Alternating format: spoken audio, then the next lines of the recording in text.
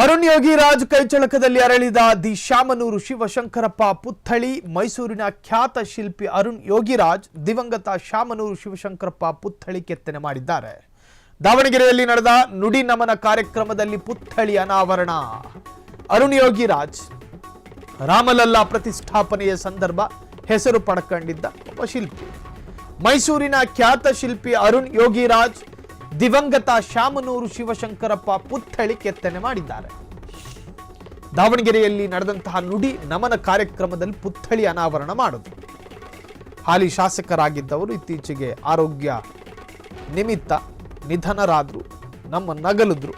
ಕರ್ನಾಟಕ ರಾಜ್ಯದ ಅನೇಕ ಜನರ ಕಣ್ಮಣಿಯಾಗಿದ್ದಂತಹ ಶಾಮನೂರು ಅಯೋಧ್ಯೆ ರಾಮಲಲ್ಲಾ ಮೂರ್ತಿ ಕೆತ್ತನೆ ಮಾಡುವ ಮೂಲಕ ಇಡೀ ದೇಶದ ಗಮನವನ್ನು ಸೆಳೆದಿದ್ದ ಮೈಸೂರಿನ ಖ್ಯಾತ ಶಿಲ್ಪಿ ಅರುಣ್ ಯೋಗಿರಾಜ್ ದಾವಣಗೆರೆ ನಗರದ ಆನೆಕೊಂಡದ ಕಲ್ಲೇಶ್ವರದ ರೈಸ್ ಮಿಲ್ ಆವರಣದ 100 ಎಕರೆ ಪ್ರದೇಶದಲ್ಲಿ ಶುಕ್ರವಾರದಲ್ಲಿ ನಡೆದ ದಿವಂಗತ ಶಾಮನೂರು ಶಿವಶಂಕರಪ್ಪರವರ ಸ್ಮರಣಾರ್ಥ ನುಡಿ ನಮನ ಕಾರ್ಯಕ್ರಮದಲ್ಲಿ ಪುತ್ಥಳಿಯನ್ನ ಗಣ್ಯರು ಅನಾವರಣಗೊಳಿಸಿದರು.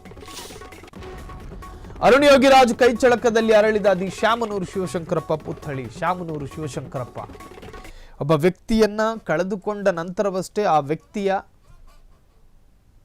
ಮೌಲ್ಯಗಳು, ಆ ವ್ಯಕ್ತಿ ಆವರೆಗೂ ನಡೆದುಕೊಂಡಿದ್ದ ರೀತಿ, ಆ ವ್ಯಕ್ತಿಯಿಂದ ಎಷ್ಟು ಜನರಿಗೆ ಧನಾತ್ಮಕವಾಗಿ ಸಹಾಯ ಆಗ್ತಾ ಇತ್ತು ಅನ್ನೋದು ಶಾಮನೂರು ನಿಧನದ ದಿನನೇ ಗೊತ್ತಾಗಿದ್ದು ರಾಜ್ಯಕ್ಕೆ. ಶಾಮನೂರನ್ನ ಕಳೆದುಕೊಂಡ ಜನ ಬಂಧು ಅಲ್ಲ, ರಕ್ತ ಸಂಬಂಧಿಗಳು ಅಲ್ಲ, ಆದರೆ ಸ್ವಂತ ತಾಯಿನ ಕಳ್ಕೊಂಡಂಗೆ ಬಾಯಿ ಬಡ್ಕೊಂಡು ಹತ್ತಿದ್ರು. ಅಂದರೆ ಶಾಮನೂರು ಶಿವಶಂಕರಪ್ಪ ಅಂದರೆ ಅಲ್ಲಿನ ಜನರಿಗೆ ಅಷ್ಟರ ಮಟ್ಟಿಗೆ ಪ್ರೀತಿ ಮತ್ತು ವಾತ್ಸಲ್ಯ ತುಂಬಿದ ಒಂದು ಜೀವ. ಸೊ ಅವರ ಪುತ್ಥಳಿಯನ್ನು ಕೆತ್ತನೆ ಮಾಡಿದ್ದು ಅಯೋಧ್ಯ ರಾಮಲಲ್ಲಾ ಮೂರ್ತಿ ಕೆತ್ತನೆ ಮಾಡಿದ ಮೂಲಕ ಜನಮನ ಗೆದ್ದಿದ್ದ ಅದೇ ಶಿಲ್ಪಿ ಈ ಕೆತ್ತನೆಯನ್ನು ಕೂಡ ಮಾಡಿದ್ದಾರೆ. ಶಿಲ್ಪಿ ಅರುಣ್ ಯೋಗಿರಾಜ್ರಿಂದ ಕೆತ್ತನೆ. ದಾವಣಗೆರೆ ನಗರದ ಆನೆಕೊಂಡದ ಕಲ್ಲೇಶ್ವರ ರೈಸ್ ಮಿಲ್ ಆವರಣದಲ್ಲಿ 100 ಎಕರೆ ಪ್ರದೇಶದಲ್ಲಿ ಶುಕ್ರವಾರದಲ್ಲಿ ನಡೆದಂತಹ ದಿವಂಗತ ಶಾಮನೂರು ಶಿವಶಂಕರಪ್ಪ ಜೊತೆಗೆ ನುಡಿ ನಮನ ಕಾರ್ಯಕ್ರಮದಲ್ಲಿ ಪುತ್ಥಳಿಯನ್ನ ಗಣ್ಯರು ಅನಾವರಣಗೊಳಿಸಿದ್ರು.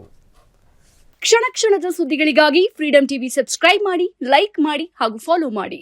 ಹೊಸ ಸುದ್ದಿಗಳ ನೋಟಿಫಿಕೇಶನ್ಗಾಗಿ ಬೆಲ್ ಐಕಾನ್ ಮೇಲೆ ಕ್ಲಿಕ್ ಮಾಡಿ.